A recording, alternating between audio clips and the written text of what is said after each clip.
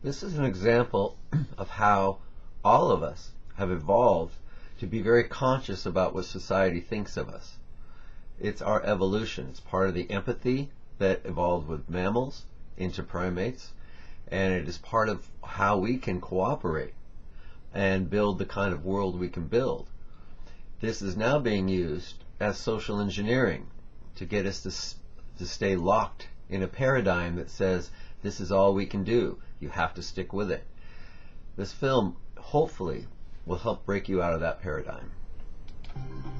What he doesn't know is that the other participants are actors, and he's the only person taking part in the real test, which is actually about group conformity.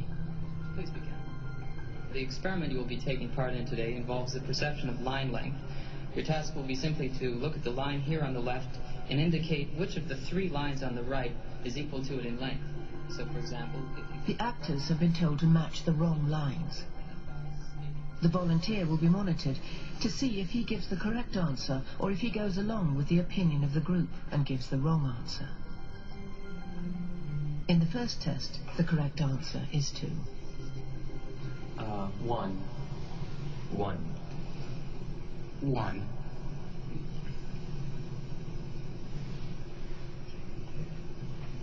2. 1. Once again, the correct answer is 2. 3. 3. 3.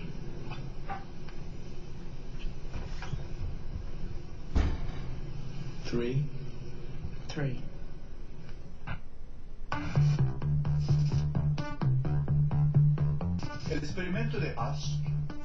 The Ash conformity experiment has been repeated many times. It's been suggested that, first, the distortion happens at the level of action. The subject believes the others are wrong, yet goes along with them anyway. Then it happens at the level of judgment. The subject begins to think, maybe they're seeing something I'm not seeing. And then it happens at the level of perception, which means that the subject's actual perception of what's right or wrong is distorted by the majority. Now, when you link these conclusions to what's happening in the world today, you have to ask, in what way have we been using the influence of society, which is probably the most powerful force in human psychology?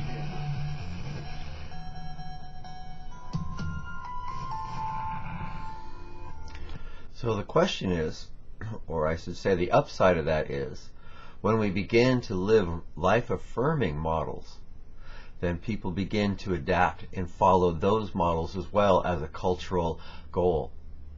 The same as the divide and conquer model is part of our world today, part of the world that is incentivizing us today.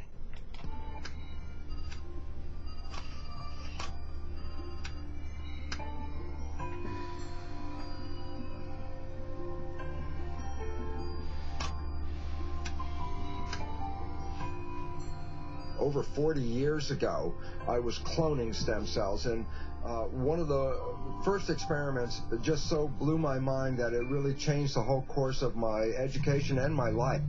I put one stem cell in a culture dish all by itself, and that stem cell divides every 10 to 12 hours. After about a week to 10 days, I have thousands of cells in the petri dish, but what's most important is all these cells are genetically identical to each other. And then what I did, and this is the experiment, I separated a culture of genetically identical cells into 3 different petri dishes, and I changed the environment. But the culture medium to cells is like the world that we live in. It's got the air, the water, the food, all the things in it. So I have 3 different environments, yet genetically identical cells in each dish, and the results reveal that in environment A, the cells form muscle, in environment B, the cells form bone, and in environment C, the cells form fat cells. What was so profoundly important about this is if you ask the question, What is responsible for controlling the fate of the cells? What the experiment clearly revealed was that all the cells were genetically identical. The only thing that was different from one dish to the other dish was the environment. So while at the time I was teaching medical students the conventional story out of the textbook, the concept of genetic determinism, that genes control our fate and our lives, my experiments revealed a completely different story, and that was, it was the environment that was primarily responsible in shaping the behavior of genetics. Our cultural environment is shaping how we respond, both behaviorally and genetically. There's new research out of Harvard Medical School about social contagion, and I think it's kind of obvious and intuitive that you catch the moods of people around you, but now they're finding that people get fat in groups, they get happy in groups, they quit smoking in groups.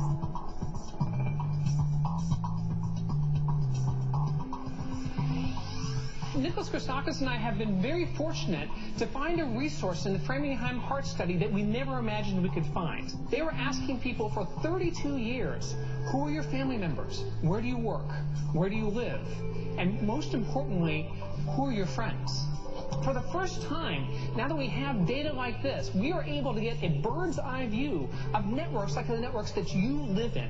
We had some validated measures of various emotions, including happiness. And what we attempted to show, and were able to show, is that my happiness depends not just on my own actions and thoughts and behaviors, but also on the actions and thoughts and behaviors of the people to whom I'm directly connected, my friends, siblings, spouses, neighbors, coworkers, and so forth, and the people to whom they are connected, and the people even to whom they are connected. And what this finding is showing us is that it's not just behaviors that are spreading through networks, it's also these emotional states that are spreading through networks. So we think that what's spreading is this tendency to transmit ideas, these norms of behavior. You are, in fact, a social organism. You're created by your environment. There's no you and there's no me. Once you begin to think about how everything you do has been taught to you one way or another, granted, you're putting things together and you're making decisions, but your decisions are limited to the information that's been given to you and that you've learned. So I'm a walking amalgam of a social engineering, so to speak. If I see myself as separate from everything else, that I could say is incorrect. For example, everyone knows they have to breathe. Through time, people will begin to understand that their integrity is only as good as the integrity of everything else around them.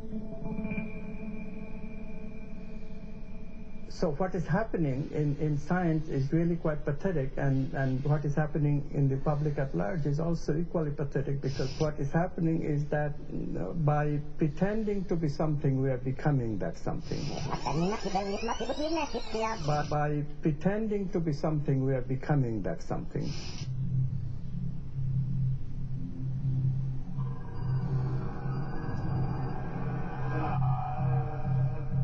I began to feel that I was losing my identity, that the person that I call Clay, the person who put me in this place, the person who volunteered to go into this prison, because it was a prison to me, it still is a prison to me. I don't look on it as an experiment or a simulation. It was just a prison that was run by psychologists instead of run by the state.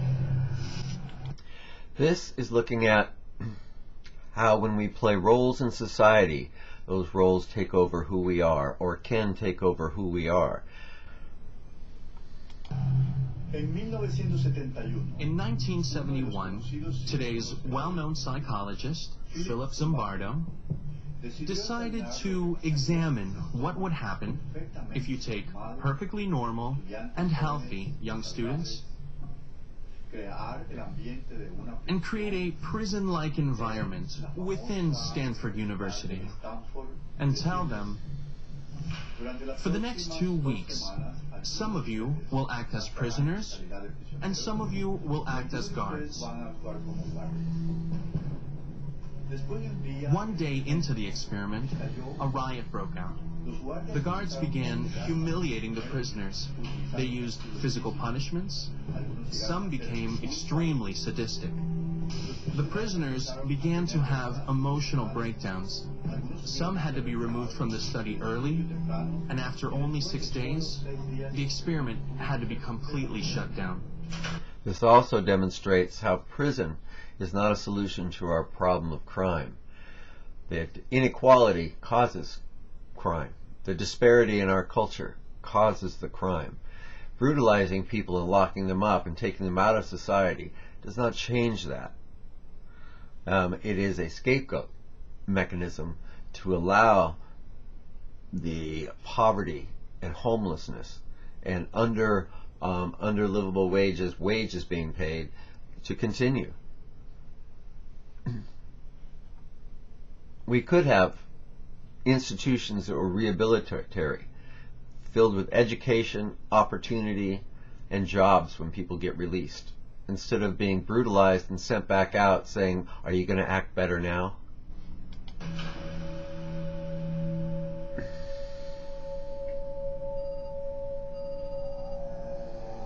I had really thought that I was incapable of this kind of behavior.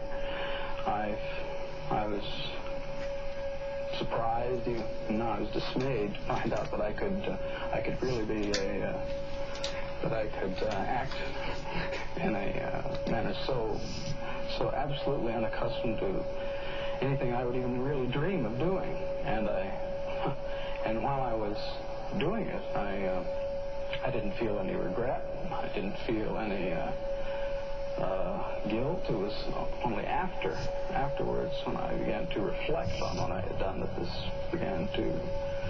behavior began to dawn on me, and I realized that this was a part of me I hadn't really noticed before. By pretending to be something, we are becoming that something. By pretending that we are mindless matter, we are just material and that's it, we are excluding the finer aspects of life. We are excluding the finer aspects of our experience. And this is very serious business.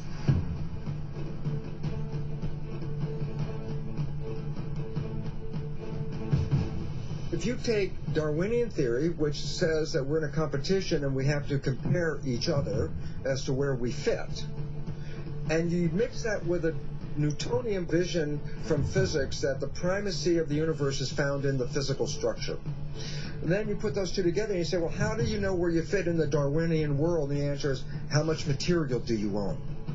And so evolution of humanity since Newtonian times was to extract the material from the planet so that we could have possessions, and that the possessions then were a reflection of where we stand in the hierarchy.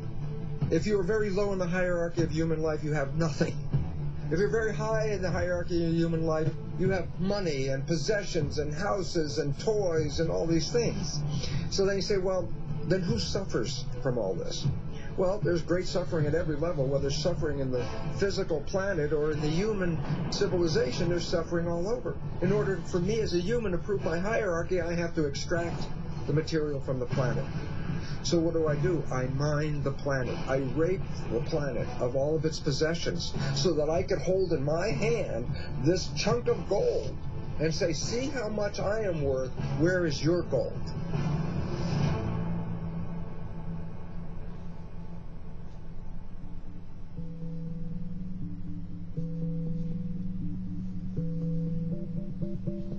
Theory of evolution is not based on community, but based on the individual. Newtonian physics said it's only the visible things that are relevant.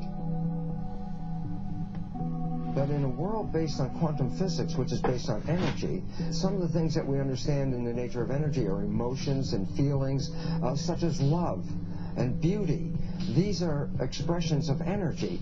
And in a world of quantum physics, we surely emphasize more the nature of love and feelings and energy and beauty and harmony over the money and the material expressions that we look at today. And why is this important? Because then you look at the world and you say, do you want a pound of gold, or do you want to be totally in love in your life?